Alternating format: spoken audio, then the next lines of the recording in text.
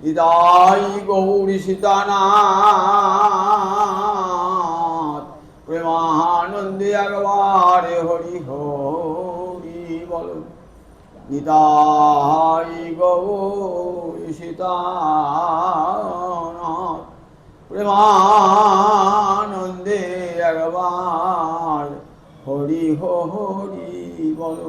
নিতাই গৌরী সীতানাথ প্রেমানন্দে একবার হরি হরি বল। সমবেত ভক্তবৃন্দের চরণে আমার কোটি কোটি দণ্ডবৎ প্রণিপাত।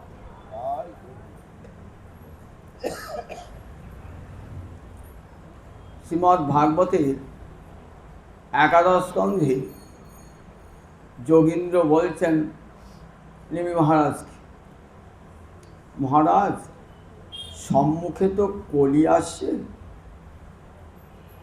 তা কলি কেমন?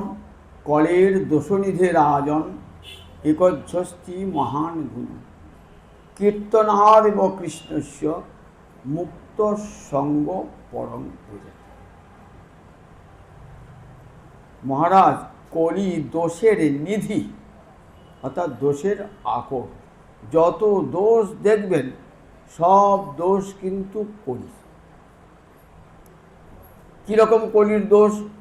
ব্যাসদেব ত্রিকালজ্ঞ ঋষি তো, তখন কলিযুগ আসেন নাই, কিন্তু ব্যাসদেব সেই কলিযুগের একটা ছবি আমাদের সামনে তুলে ধরেছে। কলিযুগে কি হবে? খৌনি মন্দ ফলা। খৌনি মানে পৃথিবী, পৃথিবীতে ফসল কম ফলবে। যত মানুষ আছে তত মানুষের উদর পূরণের জন্য শস্য হবে না, মন্দ ফসল হবে। বৈদিক ধর্ম লুপ্ত হয়ে যাবে। বৈদিক ধর্ম মানে বেদ প্রণীহিত যে ধর্ম, সেই ধর্ম লোপ পেয়ে যাবে। অসংখ্য উপধর্মের সৃষ্টি হবে, যার সঙ্গে বেদের কোনো সম্পর্ক নাই, বৈদিক সাহিত্যের কোনো সম্পর্ক নাই। এমন অনেক অপধর্ম উপধর্মের উদয় হবে। কলির মানুষ অশাস্ত্রজ্ঞ, স্বধর্মে নিষ্ঠা নাই, ফলে এই অপধর্ম উপধর্মকেই ধর্ম বলে মনে করে আচরণ করবে। আর কি হবে? সত্য দূরে চলে যাবে। মিথ্যা কথা যারা বলে, মিথ্যাবাদী, তাদের কণ্ঠ হবে উচ্চ। যারা সত্যবাদী তারা কেমন? তাদের কণ্ঠস্বর নিম্ন হয়ে যাবে। মিথ্যা কথা যারা বলে না, তাদেরই কিন্তু কণ্ঠ উচ্চ কণ্ঠ হবে এই কলিযুগে। আর কি হবে? রাজান দর্শব। রাজারা দস্যু শক্তির আশ্রয় গ্রহণ করে সিংহাসন দখল করবে। মানুষের সমর্থন থাকুক আর নাই থাকুক। আর কি হবে? স্ত্রীয় দুর্দান্তা। নারী জাতি স্বাধীনতার নামে তার সমস্ত সুচিতা হারাবে, ফলে সমাজে অমঙ্গল দেখা দেবে। নারী সুচিতা ভারতবর্ষের চিরকালের আদর্শ। যে পথ দেখিয়ে গেছেন সতী, সাবিত্রী, দময়ন্তী, সীতা, সে পথ থেকে বিচ্যুত হবে নারীরা। বলে স্ত্রীয় দুর্দান্তা পুরুষা স্ত্রী বশগা। পুরুষেরা নারীর কথা শুনে চলবে। আর কি হবে? অনেক বড় ছবিটা আমি সংক্ষেপে সংক্ষেপে বলছি। সাধু সিদতি দুর্জন প্রভবতী। সৎপথে যারা চলবে না, তাদের জীবনে কষ্টের সীমা থাকবে না, সৎপথে যারা চলবে। আর দুর্জন যারা, তারা সমাজে এমন প্রভাব বিস্তার করবে কিন্তু তাদেরকে মহান মানুষ বলে মনে হয়। একবার মিলিয়ে নেন, কখন বলেছে দেখুন, কোন দাপর যুগে বলে গেছেন ব্যাসদেব, আর কলিযুগের ছবিটা মিলিয়ে নেন, দেখুন সত্যি বটে কিনা। প্রতিটি কথাই অক্ষরে অক্ষরে সত্যি। কিন্তু বললেন কলির দোষনিধি, কলির দোষের নিধি হলো একচ্ছস্তি মহাগুণ। একটা গুণ আছে, গুণটা যে সে নয়, মহান গুণ। এত দোষ করিত তো, কিন্তু একটা মহান গুণ আছে, যে গুণটা সত্য যুগেও ছিল না, ত্রেতা যুগেও ছিল না, দাপরেও ছিল না। কলির সেই গুণটা এত মহান। কি সেই মহান? কীর্তনাদেব কৃষ্ণস্য মুক্ত সঙ্গ পরম ভোজে। একবার যদি কেউ কৃষ্ণ নাম করে, একবার, বারবার করতে হবে না, একবার যদি কেউ কৃষ্ণ নাম করে, তাহলে মুক্ত সঙ্গ, সমস্ত বিষয়াভিনিবেশ থেকে, বিষয়াসক্তি থেকে মুক্ত হয়ে পরম ধামে, সাবিষ্ট ধামে গমন করবে। কলিযুগের এমনই এক মহিমা। মহারাজ পরীক্ষিত কলির সাক্ষাৎ পেয়েছিলেন তো, তথাপি কলিকে বধ করেন নাই। একথা জিজ্ঞাসা করেছেন সৌনকাদি ঋষিরা সুত গোস্বামীকে। কলিকে মেরে ফেললে তো হতো, তাহলে তার কলি প্রভাব বিস্তার করতে পারতো না। কৃষ্ণ যখন স্বধামে চলে গেলেন, তখন তো পৃথিবীতে বিপর্যয় নেমে এলো, তখনই কলির দাপট শুরু হলো। যতদিন যুধিষ্ঠির রাজ্যপাটে ছিলেন, ততদিন কিন্তু তার প্রভাব খাটাতে পারেন নাই। যুধিষ্ঠির যেই চলে গেলেন, মহারাজ পরীক্ষিত আমল এলো, তখন দেখা দিতে লাগলেন কলি। তা কলিকে সাক্ষাৎ পেয়েছিলেন কলি, তথাপি কলিকে হত্যা করলেন না কেন? বললেন দেখো, নানুদেষ্টি কলিং সম্রাট সারঙ্গ ইব সারভূ। নানুদেষ্টি, কলির প্রতি হিংসা পোষণ করলেন না মহারাজ পরীক্ষিত। কেন? কারণ কলিতে মহাপ্রভু আসবেন এবং হরে কৃষ্ণ কৃষ্ণ কৃষ্ণ হরে হরে, হরে রাম রাম রাম হরে হরে, এই মহানাম সর্বত্র বিচরণ করি।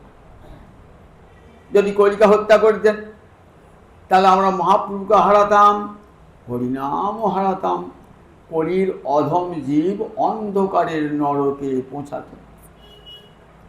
তাই নানুদেষ্টি, হিংসা করলেন না, কলিকা হত্যা করলেন না। কলিং সম্রাট মহারাজ পরীক্ষিত হত্যা করলেন না কেন? সারঙ্গ ইব সারভূক। সারঙ্গ মানে ভ্রমর। ভ্রমর যেমন পদ্ম ফুলে বসে মধুটা খেয়ে নেয়, কিন্তু ফুলটাকে নষ্ট করে না, ফুলটাকে নষ্ট করে না, জানে আবার মধু হবে। ঠিক তেমনি কলি পুষ্পে হরিনাম মধু হবে, আর সেই মধু আস্বাদন করবে কলি। তাই কলিকে সাক্ষাৎ হয়েও কলিকে হত্যা করলেন না। শ্রীমদ্ ভাগবতের যখন শেষ হচ্ছে না, সুখদেব বলে আছেন দামি দামি কথাগুলো। মহারাজ একবারে শেষ শ্লোকটিতে নাম সংকীর্তনং যস্য সর্ব পাপ প্রণাশনং প্রণাম দুঃখ সমন নমামি হরিং পরম। বলছে কলিকালে কৃষ্ণ নাম কেমন? সর্ব পাপ প্রণাশন। নাম সংকীর্তন নিজস্ব সর্ব পাপ প্রণাশন, সমস্ত পাপ প্রকৃষ্ট রূপে নাশ করে দেবে। তাই প্রণাশন, ধ্বংস করে দেবে। আর একটু পাপের সামান্য বীজ পর্যন্ত থাকবে না। আর প্রণাম দুঃখ সমন, গোবিন্দ চরণে যদি একটা প্রণাম জানানো হয়, কলিযুগের মানুষ কিছু পারুক আর না পারুক, দুঃখ সমন, সেটা দুঃখের জম হয়ে দাঁড়াবে, অর্থাৎ সব দুঃখকে বিনাশ করে দেবে। নমামি হরিং পরম, সেই শ্রীহরিকে পরম তত্ত্ব শ্রীহরিকে প্রণাম জানে। এই বলে সুখদেব ভাগবত শেষ করেছেন। তাহলে দেখুন, কলিকালে নামের কেমন চৈতন্যের সৃষ্টি এই নাম ও সংকীর্তন। মহাপ্রভু আগেও কিন্তু নাম সংকীর্তন ছিল, কারণ কলিযুগের নামই হলো হরে কৃষ্ণ কৃষ্ণ কৃষ্ণ হরে হরে, হরে রাম রাম রাম হরে হরে। কারা করতেন? অতি বিজ্ঞজন 2-4টি লোক ঘরে বসে কীর্তন করতেন, হরিনাম করতেন। এত ব্যাপকভাবে জনে জনে ধরে ধরে কাউকে হরিনাম কেউ দেন নাই। অদ্বৈত প্রভু কাঁদছেন গঙ্গার তীরে বসে, প্রভু কলিযুগের ধর্মই হলো হরিনাম, কিন্তু সেই হরিনাম দেবে কে প্রভু? তুমি না এলে তো হরিনাম কেউ দিতে পারবে না, তাই তুমি নেমেছো প্রভু।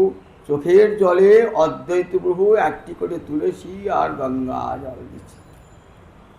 তারই আহ্বানে নেমেলেন ভগবান শ্রীকৃষ্ণ। এবার গৌরাঙ্গ রূপে স্বয়ং নামই নাম দান করবার জন্যে আবির্ভূত হলেন।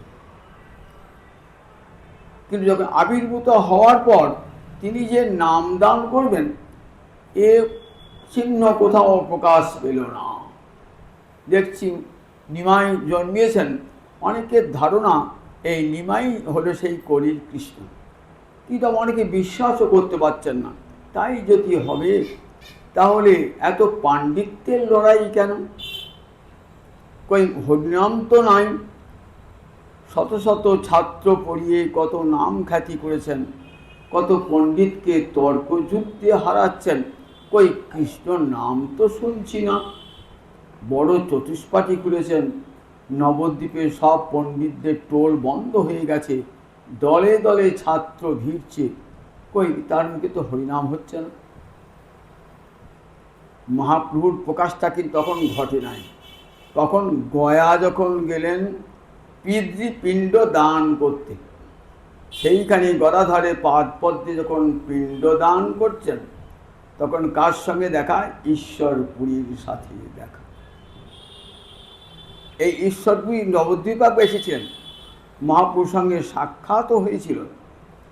সেই ঈশ্বরপুরী চরণে পড়ে বললেন, হেন দীক্ষা দাও যেন হই কৃষ্ণ দাস। গুরু তো তার নির্দিষ্ট হয়ে আছে, ঈশ্বরপুরী তো তার গুরু, আর তো কেউ গুরু হবেন না। কাজে যতক্ষণ পর্যন্ত গয়ায় গিয়ে ঈশ্বরপুরীর সঙ্গে সাক্ষাৎ না হচ্ছে, ততক্ষণ পর্যন্ত দীক্ষা প্রাপ্ত হন না। গয়ায় গিয়ে ঈশ্বরপুরীর সঙ্গে সাক্ষাৎ এবং সেখানে দীক্ষা গ্রহণ করে কৃষ্ণ নামে মাতোয়ারা। যখন নবদ্বীপ ফিরে এলেন, তখন আর সে নিমাই পণ্ডিত নয়, এবং গৌরাঙ্গ হরি এবার মুখে কেবল হরে কৃষ্ণ কৃষ্ণ কৃষ্ণ হরে হরে, হরে রাম রাম রাম হরে হরে, হরি হরয়ে নম কৃষ্ণ যাদবায় নম যাদবায় মাধবায় কেশবায় নম। সব ভক্তদের মুখে হাসি ফুটল। এবার নিমাইয়ের মহাপ্রকাশ ঘটেছে। সেই কলির ঠাকুর এসেছেন। শিবাস অঙ্গনকে কেন্দ্র করে আরম্ভ হল হরিনামের মহিমা প্রকাশ। সারা দিন রাত্র হরিনাম সংকীর্তন চলত। কোথায় টোল চতুষ্পাঠী ছাত্র সব উঠে গেল, কেবল নাম সংকীর্তনে মাতোয়ারা প্রায় 2 বছর। মনে মনে একদিন ভাবলেন যে দেখো, ঘরে বসে নাম কীর্তন করলে হবে না, আমি তো এসেছি বিশ্বে নাম দান করবার জন্যে, নামের সঙ্গে রাধারানীর প্রেম দান করবার জন্যে এসেছি। কিন্তু আমি যদি ঘরে বসে রইলাম এই শিবাস অঙ্গনে, তাহলে কলির জীব নাম পাবে কেমন করে? কাজে আমাকে এবার পথে বার হতে হবে। একদিন নিত্যানন্দকে আর হরিদাসকে বলছেন, ইতিপূর্বে নিতাই চাঁদ এসে মিলিত হয়েছেন, হরিদাস এসে মিলিত হয়েছেন, যারা মহাপ্রভুর সহচর, নামদানের সহচর এসে মিলিত হয়েছেন। শুনো শুনো নিত্যানন্দ, শুনো হরিদাস, আমার আজ্ঞা তোমরা সর্বত্র করহ প্রকাশ। শোনো নিত্যানন্দ, শোনো হরিদাস, সর্বত্র আমার আজ্ঞা প্রকাশ করবে। কি করবে? প্রতি ঘরে ঘরে গিয়ে, প্রতি ঘরে ঘরে গিয়া করো এই ভিক্ষা। বলো কৃষ্ণ, ভজ কৃষ্ণ, করো কৃষ্ণ শিক্ষা। যাবে বসে যাবে, বেশি ভিক্ষা চাইতে যাচ্ছ, যখন ভিক্ষা চাইবে কি বলবে? যে আমরা ওই ভিক্ষা নিতে আসি নাই, একটা ভিক্ষা দাও আমাদেরকে। বলো কৃষ্ণ, ভজ কৃষ্ণ, করো কৃষ্ণ শিক্ষা। এমনি করে ঘরে ঘরে তোমরা দুজন নাম দাও। প্রথম দেখুন দুজনকে, নিতাই চাঁদকে আর হরিদাসকে বেঁচেছে। অন্যজন আর ভয় হলো যে নবদ্বীপ তখন দুর্জন কবলিত, বহু দুর্জনের বাস তখন নবদ্বীপে, এবং নাম বিরোধী, ভগবত বিরোধী। সেখানে কি হয়? মঙ্গল চণ্ডীর গীত করে জাগরণে, দম্ভ করি বিশ্বহরি পূজে কঞ্জনে। পুত্রকন্যার বিবাহে লক্ষ লক্ষ টাকা খরচ করে, প্রচুর সম্পদ, রমা দৃষ্টিপাতে সর্ব লোক সুখে বইসে। লক্ষ্মী দেবীর দৃষ্টিপাতে নবদ্বীপের মানুষের ঐশ্বর্যের সীমা নাই। নবদ্বীপের সম্পত্তি কে বদলিবারে পারে? নবদ্বীপ ঐশ্বর্যের জায়গা, রাজধানী নবদ্বীপ তখন। কাজে সবাই নবদ্বীপের দিকে তাকিয়ে থাকে, ঐশ্বর্যের নগরী নবদ্বীপ। কিন্তু সব আছে, কিন্তু হরিনাম নাই, হরিকথাও নাই। অদ্বৈতাচার্য ঘরে বসে বসে হরিনাম করেন, ঘরে বসে বসে গীতা ভাগবত পড়েন। গুটি কয়েক লোক তার শুনতে যায় অতি ভয়ে ভয়ে।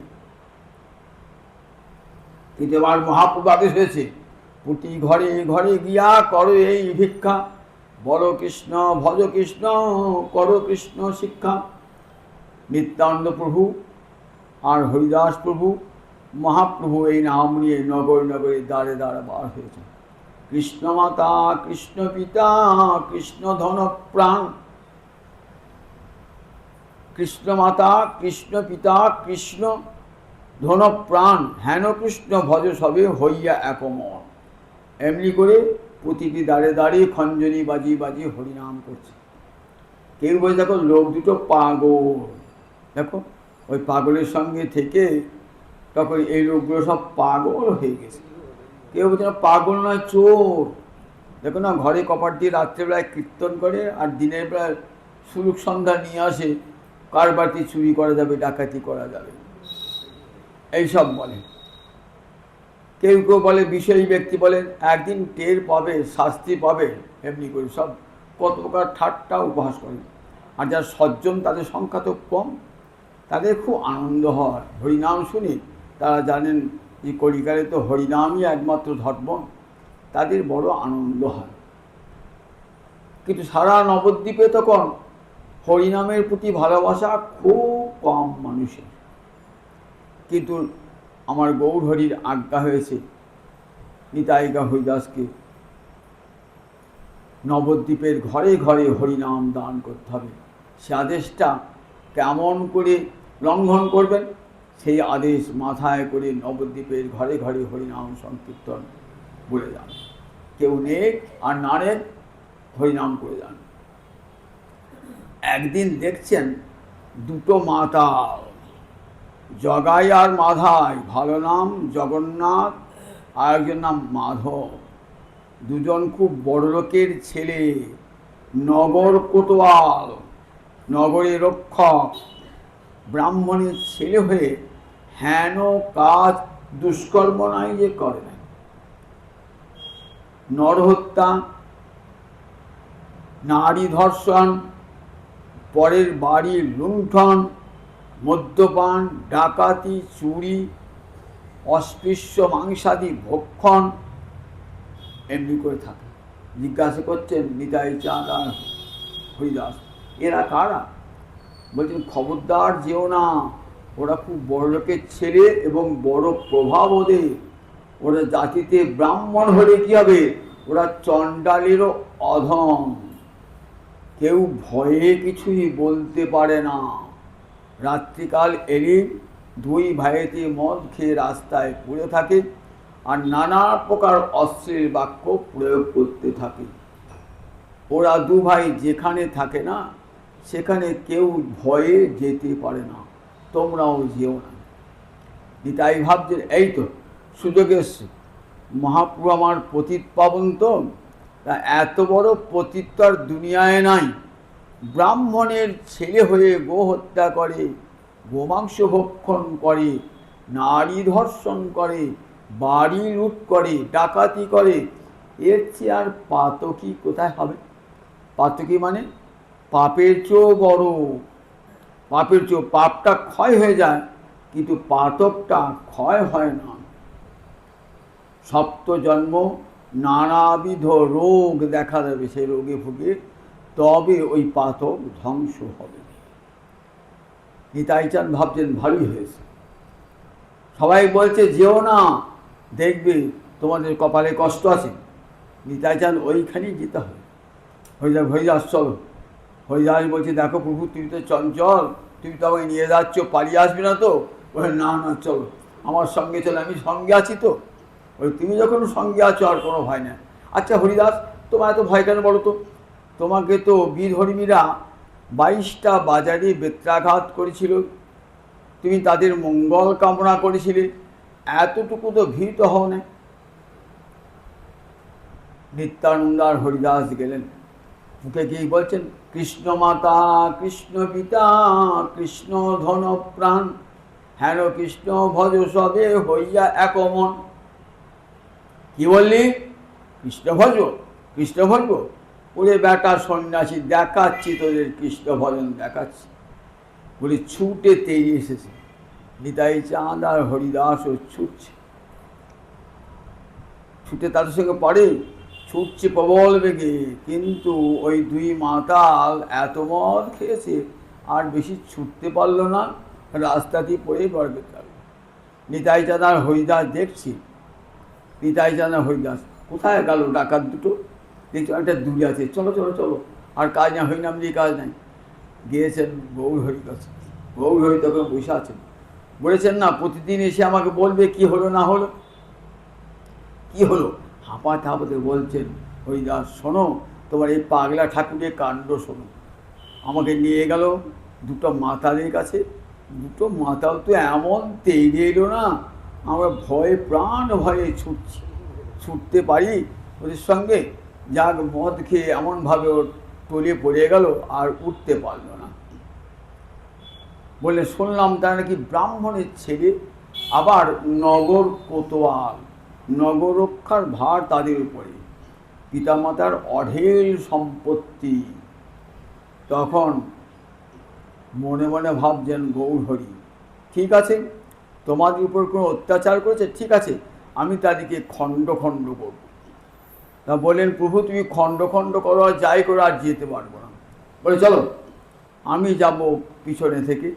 এবার চলেছেন একদিন, বলে নিশাকালী যেতে হবে, রাত্রিবেলাতেই ওরা মদ খেয়ে পড়ে থাকে, দিনের বেলাতে নগর ভ্রমণ করে তো তখন বোঝা যায় না, মদটা খায় রাত্রিবেলাতে। বলে আমি পিছনে থাকছি সংকীর্তনের দল নিয়ে।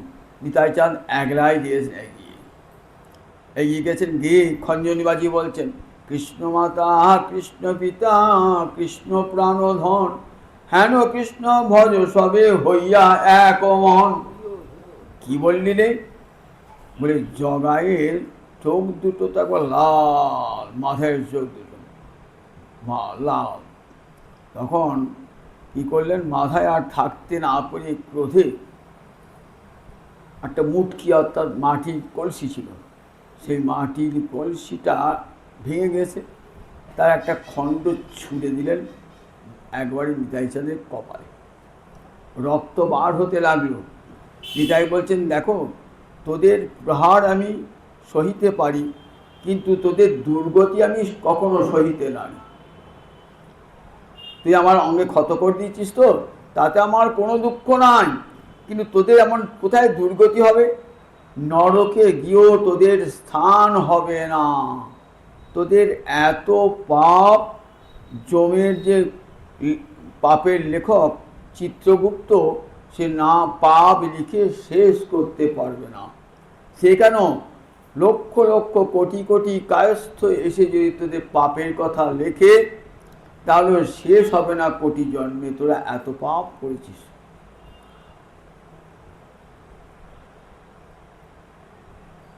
যেই মূর্তিটা দ্বিতীয়বার ছুটতে যাবে, তখন এসে জগায় এসে ধরেছে। জগায় এসে, দেখ আর মারবি না, রক্ত পড়ছে দেখে সন্ন্যাসীর মস্তকে রক্ত বার হচ্ছে বলে জড়িয়ে ধরেছে। মহাপ্রভু সংবাদ পেলেন যে নিতাই চাঁদের আঘাত করেছে। নিতাই আর আমি অভিন্ন, দুই তনু সমান প্রকাশ, এক আত্মা দুই তনু সমান প্রকাশ, নিতাই আর গৌর। তাই নিতাই আমার দ্বিতীয় দেহ, নিতাইয়ের দেহে আঘাত করা মানে আমার দেহেতে আঘাত করা। দেখ, আমি খণ্ড খণ্ড, আমি সব সহ্য করি, কিন্তু আমি ভক্তদ্রোহিতা সহ্য করি না। অসুররা যখন অত্যাচার করেছে প্রহ্লাদের উপরে, দেবতারা করুণ স্বরে ডাকছে, প্রভু এসো এসো, হিরণ্যকশিপু হিরণ্যাক্ষের অত্যাচারে জর্জরিত আমরা। প্রভু আসছেন না, বলছেন ঠিক আছে আমি যথা সময়ে যাব। কখন আসবে তুমি? যদা প্রহ্লাদায় দ্রুচ্ছেদ, যখন প্রহ্লাদের উপর দ্রোহ অর্থাৎ হিংসা নেমে আসবে, তখন আমি যাব। যত বড় বর পাবে না কেন ব্রহ্মার কাছে, আমি তাদেরকে হত্যা করব। আমি সর্বম অহম সহে নতু ভক্তদ্রোহম, আমি সব সহ্য করি, কিন্তু পৃথিবীতে আমার ভক্তের দ্রোহিতা আমি সহ্য করি না। আমার ভক্তের উপর যদি কেউ অপরাধ করে থাকে, আমার ভক্তকে যদি কেউ অপমান করে থাকে, আমি তার ভক্ত কৃপা করে কিন্তু ভক্তের পায়ের ধুলি ছেড়ে দেয় না, আমিও ছেড়ে দেবো না। তখন গৌরহরি ছুটছুটে গিয়ে দেখছেন নিতাইয়ের কপাল থেকে রক্ত ঝরছে। দেখেই গৌরহরি আর থাকতে পারলেন না। গৌরহরি চক্র চক্র চক্র সুদর্শন চক্রকে ডাকছে। চক্র এসে হাজির। চক্র যখন এসে হাজির, উল্কার মতো অগ্নিপিণ্ডের মতো জ্বলছে, সেই দিকে জগাই আর মাধাই এই দুজন ভীত বিপন্ন। নিতাই চাঁদকে বলছে, প্রভু এ কি করলে? তুমি কি প্রতিজ্ঞা করেছো? এবে অস্ত্র না ধরিব, কারো প্রাণে না মারিব, চিত্তশুদ্ধি করিব সবার। রাম আদি অবতারে ক্রোধে নানা অস্ত্র ধরে, অসুরেরে করিলে সংহার। রামচন্দ্র রূপে যখন এসেছো, কৃষ্ণচন্দ্র রূপে যখন এসেছো, পরশুরাম রূপে যখন এসেছো, কত শত্রু নিধন করেছো প্রভু। কিন্তু কলিকালে তোমার প্রতিজ্ঞা কি? কলিকালে তোমার প্রতিজ্ঞা, এবে অস্ত্র না ধরিব, কারো প্রাণে না মারিব। এবার অস্ত্র ধারণ করব না, কারো প্রাণ বিনাশ করব না। তাহলে কি করে অসুর দমন করবেন? বলে অসুর দমন কেমন করবো জানিস? অসুরের ভিতরে প্রবেশ করে তার যে আসুরিকতা সেটাই নাশ করব। অসুর নাশ নয়, অসুরের ভিতরে যে আসুর প্রবৃত্তি সেটাকে নাশ করব। এটাই তো কলিযুগের ধর্ম। তাই সেই প্রতিজ্ঞা তুমি ভুলে গেলে, চক্রানো চক্র নিয়ে এলে প্রভু, তাহলে তোমার নাম কি জগতে প্রতিপালন হবে? মাধায়ের মতন, জগন্নাথের মতন এত বড় পতিত জগতে আর কেউ আছে? তোমাকে সমস্ত শাস্ত্র বলছে পতিত পাবন গৌর হয়ে। তার মানে পতিতকে যদি পবিত্র করতে পারো, তবেই তো তোমার পতিত পাবন নাম সার্থক। আর পতিতকে তুমি কৃপা করলে না, আমার মতন ধার্মিককে কৃপা করলে, তার তোমার কী লাভ হলো? তার তোমার কী লাভ হবে? লোকে তোমার যশ গাইবে? বলে কই, একটা পতিতকে তো উদ্ধার করতে দেখলাম না। সঙ্গে সঙ্গে চক্র ফিরে গেল। নিতাই চাঁদ প্রতিজ্ঞার কথা মনে পড়ে দিলেন। আমরা দেখেছি কৃষ্ণ অবতারে অসুর বধ করেছেন, বধ করার পর তাকে কৃপা করেছে, তার মুক্তি হয়েছে। অঘাসুর, বকাসুর সব যারা তাদেরকে হত্যা করেছেন, কংস হত্যা করার পর এরা মুক্তি পেয়েছেন। হতারি গতি দায়ক, তার মানে অরিকে হত্যা করে তাকে পরম গতি দান করেছেন বলি গোবিন্দা কি নাম, হতারি গতি দায়ক। অরিকে হত করে তাকে পরম গতি দান করেছে। তাহলে করুণাটা আগে হয় না, আগে হত্যা হয়েছে, পরে করুণা হয়েছে। গৌরাঙ্গ অবতারে করুণয়া অবতীর্ণ কর, এবার করুণাই প্রধান। আর সে করুণা একটা মূর্তি ধারণ করেছে, সে করুণা আমার নিতাই চান সেই করুণার মূর্তি, নিতাই চান সেই করুণার মূর্তি। দেখো প্রভু, তোমার নামটাই এত মঙ্গলদায়ক। দেখো অজামিল কত পাপ করেছিল, তার তুলনায় কিছুই পাপ করে নাই। কত পাপ করেছিল অজামিল, ব্রাহ্মণের ছেলে, বেদজ্ঞ ব্রাহ্মণের ছেলে হয়ে পিতা মাতাকে ছেড়ে দিয়ে বনে একটা শূদ্রাণীকে, চণ্ডালিনী, মদ্যপায়িনীকে নিয়ে ঘর সংসার করেছিল। নিজের সন্তান পুত্র, নিজের পিতা মাতা সবাইকে পরিত্যাগ করে এমন একটা হীন জঘন্য জীবন যাপন করেছিল ব্রাহ্মণ হয়ে। তাকে তুমি কৃপা করো নাই? তাকে তো কৃপা করেছো। সে যেই নারায়ণ নামটি করেছে, সঙ্গে সঙ্গে তুমি 4টে দুধ পাঠিয়ে দিয়েছো, 4টে দুধ পাঠিয়েছে সঙ্গে সঙ্গে। তাহলে দেখো, তাদেরকে তখন ক্ষমা করেছো। অজামিলকে তোমার নাম নেয় নাই, নামাভাস, নামাভাসে এত কল্যাণ। নামাভাস মানে অন্যত্র সংকেতে হয় নামাভাস, তথাপি দাবের তেজে না হয় বিনাশ। নিজের ছেলের নাম নারায়ণ, রাম, হরি এইসব রেখে যদি কেউ নারায়ণ, রাম, হরি বলেন না, তাহলে সে কেবল নামাভাস। এই নামাভাসেই মুক্তি হয়েছিল। অজামিল কৃষ্ণ নাম করে নাই, কিন্তু ছোট ছেলের নাম নারায়ণ, নারায়ণ বলে রেখেছিল। সঙ্গে সঙ্গে 4জন বিষ্ণু দূত এসে হাজির। ধর্মরাজার দূত এসেছিল 3জন। কেন? 3টে পাপ করেছিল। কি কি পাপ? কায়িক মানে দেহ দিয়ে পাপ করেছিল, মানসিক পাপ মনে মনে পাপ করেছিল, বাচিক পাপ বাক্য দিয়ে পাপ করেছিল। তাই কায় মনোবাক্যে পাপ করেছিল বলে 3জন এইসব যমরাজের দূত। আর নারায়ণ পাঠালেন, নারায়ণকে বলছেন তার চরেরা, তোমার নাম তো করে নাই প্রভু, ও তো নিয়ে ছেলেকে ডাকছে। বলছে নামটা তো আমার। 4জন বিষ্ণুদূত এসে ওই যমরাজের দূত থেকে বাঁচালো অজামিল। প্রভু অজামিলকে বাঁচিয়ে শুতায় না, তাকে কি তো করতে, সারূপ্য মুক্তি দিয়েছো। তার মুখে হরিনাম বলিয়ে তাকে সারূপ্য মুক্তি দান করেছো। আর জগাই মালিকে তুমি কৃপা করবে না প্রভু? তাহলে তোমার পতিত পাবন, ফিরে যাও প্রভু, ফিরে যাও, তোমাকে করুণা করতে হবে না। আর তোমার পতিত পাবন নাম ইতিহাসে কেউ লিখবে না, জগতে কেউ বলবে না যে গৌরাঙ্গ হরি পতিত পাবন। তখন মহাপ্রভু জগাইকে কোলে টেনে নিয়েছেন। জগাই কি দেখছেন? শঙ্খচক্র গদা পদ্ম হাতে অপূর্ব রূপ দর্শন করছেন। দর্শন করতে করতে জগাই অচেতন হয়ে গেছেন। তখন গৌরহরি তার 2টি চরণ বক্ষে দিলেন, সঙ্গে সঙ্গে জগাইয়ের চৈতন্য হয়ে গেল। জগাই কি কৃপা করলেন? মাথায় কি কৃপা করবে না? নিতাই চাঁদ বলছেন না, ও বৈষ্ণব চরণে অপরাধী। যে বৈষ্ণব অপরাধী তার ক্ষমা নাই, বৈষ্ণব অপরাধীর ক্ষমা নাই। ও বৈষ্ণব চরণে অপরাধীকে ক্ষমা করবো কেন? তোমার মস্তকে মূর্তির খণ্ড কানা ফেলেছে, তোমার চোখ কপাল দিয়ে রক্ত বার হচ্ছে, তোমার অঙ্গে আঘাত করেছে, ও তো বৈষ্ণব চরণে অপরাধী, আমি ওকে কৃপা করব। প্রভু আমার একটা নিবেদন আছে, ভিক্ষা আছে। কি ভিক্ষা?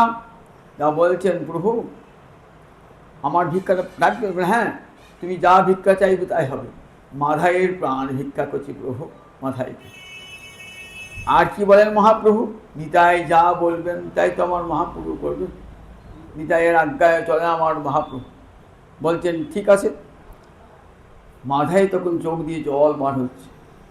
মাথায় তখন কি করলেন, বলেন তুমি আগে নিতাইয়ের চরণে পড়ো, চরণ কোমলে আশ্রয় নাও। নিতাইয়ের চরণ কোমলে আশ্রয় নিয়েছে। বলছেন গৌরহরি বলছে, নিতাই চাঁদ শ্রীপাদ তোমার চরণে পড়েছে, যারা চরণাশ্রিত জন শত অপরাধ করলেও তাদেরকে ক্ষমা করতে হয়। বৈষ্ণব অপরাধের ক্ষমা কে করেন? কেউ ভগবানও করতে পারেন না। বৈষ্ণব অপরাধে কে ক্ষমা করেন? তা বললেন বৈষ্ণব, যে বৈষ্ণবের কাছে অপরাধ হয়েছে সেই বৈষ্ণবই একমাত্র ক্ষমা করতে পারে। অন্য কেউ, চাপাল গোপাল অপরাধ করেছিল, ক্ষমা চাইতে গেলেন গোবিন্দের কাছে। আগের দিন বলেছি মদের হাড়ি নামিয়েছে বাড়িতে, বলছে তান্ত্রিক মতে এখানে পূজা হয়। চাপাল গোপালের কুষ্ঠব্যাধি হয়েছিল, এমন কুষ্ঠ, গলিত কুষ্ঠ। বললেন ক্ষমা করবো না, তোমাকে আমি ক্ষমা করবো না, কোটি বৎসর ওই পোকায় কামড়াক তোমার দেহ, গলে গলে পড়ুক তোমার দেহ, তুই বৈষ্ণব চরণ অপরাধ। মহাপ্রভু সন্ন্যাসের পর একবার বাংলাদেশে এসেছিলেন, তখন সাতকুলিয়া গঙ্গার ওপারে, সেই কুলিয়াতে যখন এসেছেন না, অপরাধ ভঞ্জনের পাঠ বলা হয় এখন ওখানটা, অপরাধ ভঞ্জনী। সেখানে গেলেন গোপাল নামে ব্রাহ্মণ। তখন মহাপ্রভু চরণ হয়েছে, তুমি আমায় ক্ষমা করবে না? বলে না, তুমি তো শিবাসের কাছে অপরাধ করছো, আমার কাছে ক্ষমা চাইতে এসছো, ওই শিবাসের চরণ ধরো। শিবাসের চরণ ধরেন, প্রভু তুমি তো ক্ষমা করতে পারতে, শুধু শুধু আমার কাছে পাঠাচ্ছে কেন?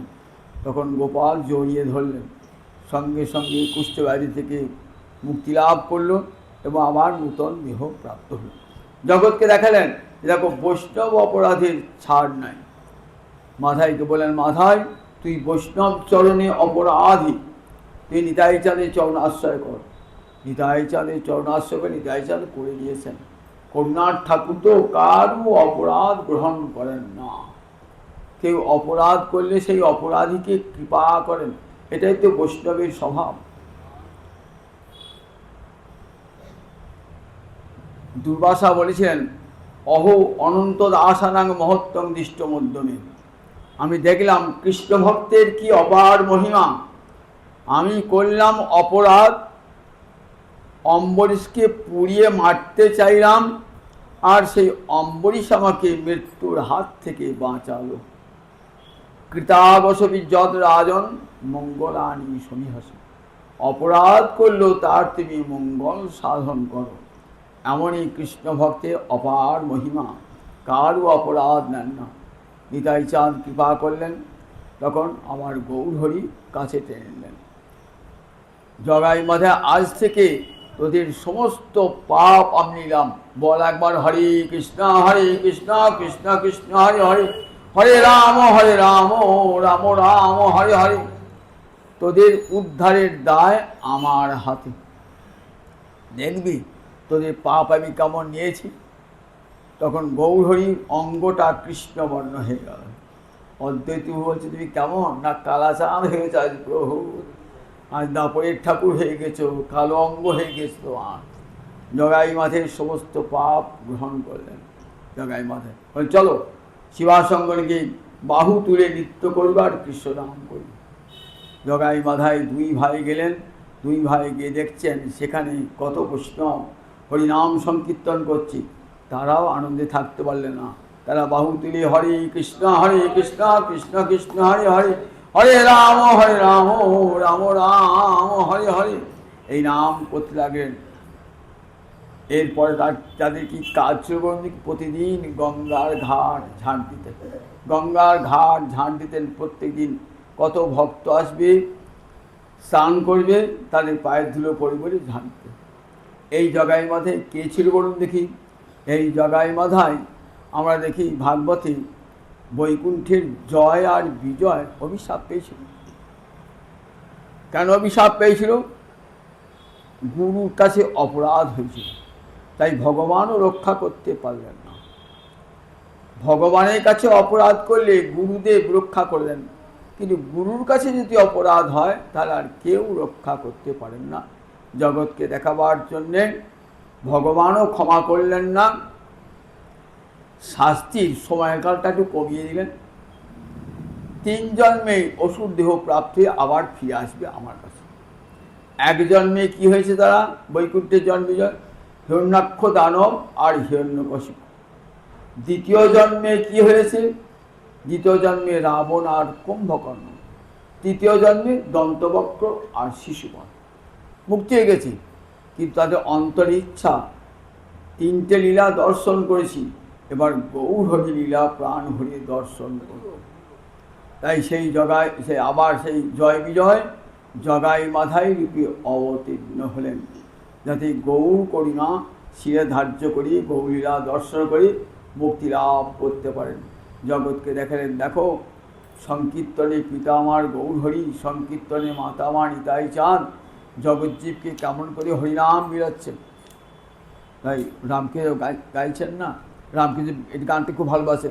যারা মারে খেয়ে হরি বলে তারাই তো এসেছে, যারা মারে খেয়ে হরি বলে তারাই তো এসেছে, যারা আপনি নেছে জগতে নাচায় তারাই তো এসেছে, যারা দাদু হরি বলতে নয়নে ঝুরে তারাই তো এসেছে।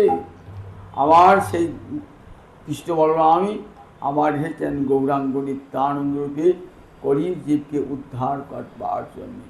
সেই জগাই মাধায় জগতের সমস্ত বৈষ্ণবের বন্দনীয় হয়ে রইল, যেমন করে লক্ষ্যহীরা আর জগৎ প্রসিদ্ধা বৈষ্ণবী সকল মানুষের প্রণাম পায়, ঠিক তেমনি করে আমরা জগাই মাধাইকে প্রণাম করি। জয় নিতাই জয়।